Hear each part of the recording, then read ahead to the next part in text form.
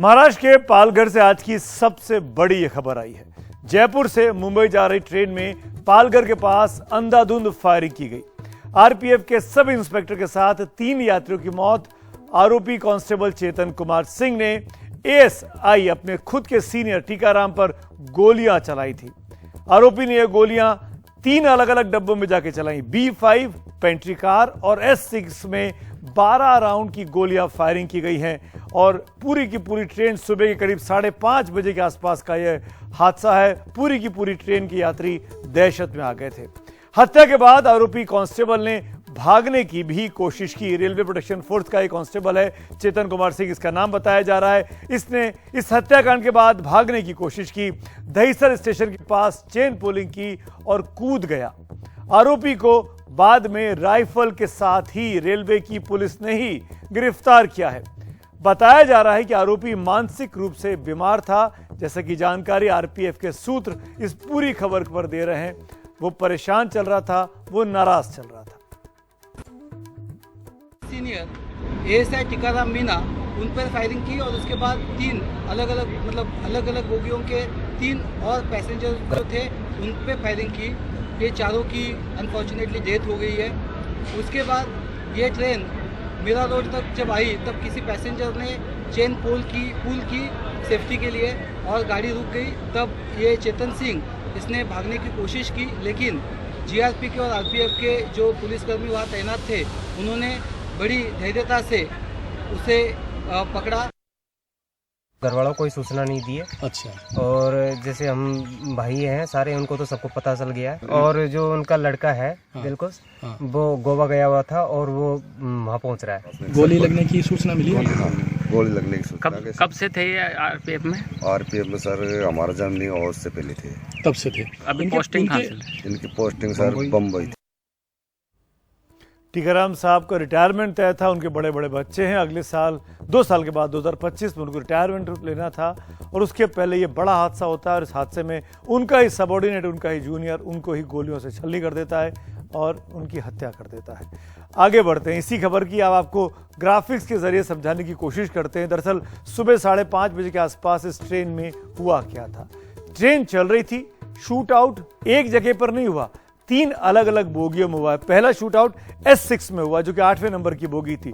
उसके बाद ये आगे बढ़ता है चेतन, फिर 11 नंबर की बोगी पेंट्री कार में शूट आउट करता है और फिर 16 नंबर की बोगी में B6 जो था, जो कोच नंबर था, उसमें जाके शूट आउट करता है। यानी 3 अलग अलग जगहों पर जाकर शूटिंग करता है, फायरिंग करता है, जिसमें लोगों की 4 लोगों की मौत हो जाती है। करीब 12 राउंड ये फायरिंग होती है। आपको बता दें इसके बाद ये व्यक्ति, ये चेतन भागने की कोशिश भी करता है।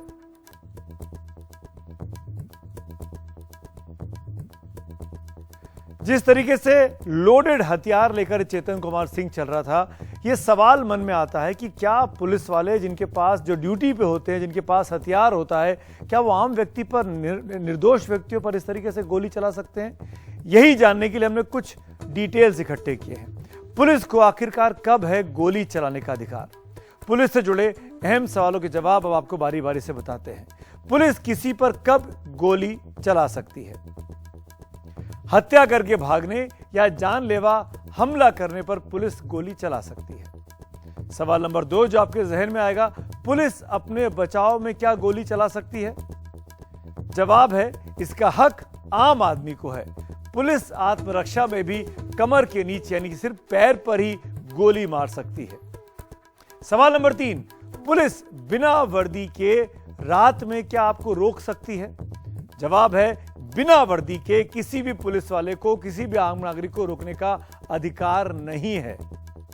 सवाल नंबर 4 जो आपके जहन में आएगा, मैं बात पुलिस के अधिकारों की कर रहा हूं, किन हालात में पुलिस आपको रोक सकती है? जवाब है वर्दी में पुलिस आपको रोक सकती है, आपकी गाड़ी की, आपके सामान की चेकिंग कर सकती है। सवाल नंबर 5, जांच में पुलिस आपसे दस्तावेज मांग सकती है। जवाब है गाड़ी के कागज, ड्राइविंग लाइसेंस आपके पास होने चाहिए। अगर वर्दी में कोई पुलिस वाला है तो वो आपसे इसकी छानबीन कर सकता है। सवाल नंबर 6, शराब पीकर गाड़ी चलाने पर पुलिस ने रोका तो क्या होगा? पुलिस जुर्माना आप पर लगा सकती है, लेकिन आपको साथ लेकर नहीं जा सकती है। सवाल नंबर 7, FIR, GD, NCR में क्या अंतर होता है? एक आम व्यक्ति के तौर पर आप जानना चाहेंगे, क्योंकि पुलिस वाले ऐसे शब्दों के जरिए आपको उलझाने की कोशिश कर सकते हैं। तो जवाब है संज्ञेय अपराधों में FIR, मामूली झगड़े में, सामान्य दुर्घटना में NCR, अचानक घटी वारदात में GD। इस तरह की चीजों का प्रावधान रखा गया है।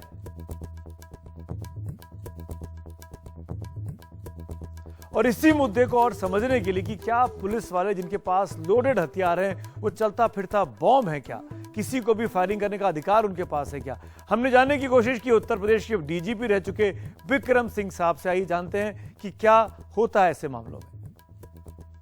पुलिस नेतृत्व को यह चाहिए कि सभी को यह स्पष्ट कर दें कि वांछित जो विश्राम है, अवकाश है, जो और अनिवार्यताएं हैं, सालाना मेडिकल परीक्षण जिसमें मनोचिकित्सक के द्वारा भी मानसिक संतुलन के बारे में मूल्यांकन किया जाए, कि अगर किसी तरह की इंस्टेबिलिटी दिखाई पड़ती है तो उनको सशस्त्र ड्यूटी पे न लगाया जाए, बल्कि जब शस्त्र दिए जाते हैं तो उसके बारे में जानकारी भी दी जाती है अधिकारियों कर्मचारियों को कि किन परिस्थितियों में हथियार का इस्तेमाल या गोली चलाने की कार्रवाई की जा सकती है। धारा 96 से लेकर धारा 106 इंडियन पीनल कोड, जिसमें अपनी या किसी अन्य की रक्षा के लिए न्यूनतम बल प्रयोग किया जा सकता है, न्यूनतम, हत्या नहीं। इसके अलावा धारा 46 CRPC की किसी की गिरफ्तारी में यदि कोई विरोध कर रहा हो तो न्यूनतम बल प्रयोग करके, और अगर हत्या में वांछित हो, हत्या ऐसे अपराध का वो अपराधी बताया जाता हो, तो भी बल प्रयोग इस प्रकार किया जा सकता है। यह कहा गया इस पूरे मामले में जो कि मुंबई में पालघर के पास हुआ कि ये व्यक्ति जिसने गोलियां चलाई वो अपने सीनियर से नाराज था। इस तरह की खबरें बहुत सी जगह पर रिपोर्ट हुई है। उसकी छुट्टियां कैंसिल कर दी गई थी। आखिरकार तनाव में पुलिस वाले क्यों होते हैं, क्यों? एक सर्वे कराया गया, CSDS बड़ी संस्था है, उसने एक सर्वे किया, कुछ समय पहले का ये सर्वे है, वो आंकड़े आपके सामने रखते हैं, आपको समझाने की कोशिश करते हैं। काम का दबाव मानसिक सेहत पर आपके असर डालता है। 73% तक पुलिसकर्मी इससे परेशान रहते हैं। हफ्ते में एक दिन की छुट्टी भी नहीं मिलती है, 51% लोग ऐसा कहते हैं। काम के चलते परिवार को वक्त नहीं दे पाते हैं, ऐसे पुलिसकर्मी करीब 84%, 84%। उनके मन में इसलिए फ्रस्ट्रेशन है कि पुलिस में काम कर रहे हैं, अपने ही परिवार को वक्त नहीं दे पा रहे हैं, दूसरे परिवारों की रक्षा में लगे हैं। बहुत से पुलिस वालों ने, करीब 37% पुलिस वालों ने यहां तक कहा कि इस्तीफा देकर दूसरी नौकरी वो करना चाहते हैं।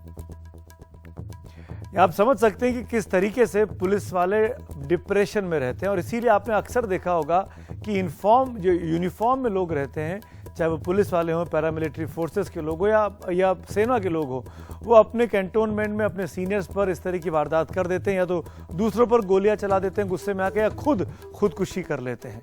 और ये लोडेड हथियार उनके पास होते हैं, इसीलिए बड़ी बड़ी वारदात को अंजाम दे सकते हैं। लेकिन जब कोई गुस्से में, डिप्रेशन में, गुस्से में आ जाए तो वो दूसरों को अपना मोहरा बना लेता है, जो कि इस पूरे केस में हुआ है। एक मनोचिकित्सक को क्या कहना है इस पूरी घटना को लेकर, आइए वो सुनते हैं। गन कंट्रोल स्ट्रैटेजीज में इस बारे में काफ़ी बात की जाती है जी। हम इस तरीके के वेपन्स, गन्स को रिस्ट्रिक्ट करें या उससे पहले कुछ डिटेल साइकेट्रिक या साइकोलॉजिकल असेसमेंट करें।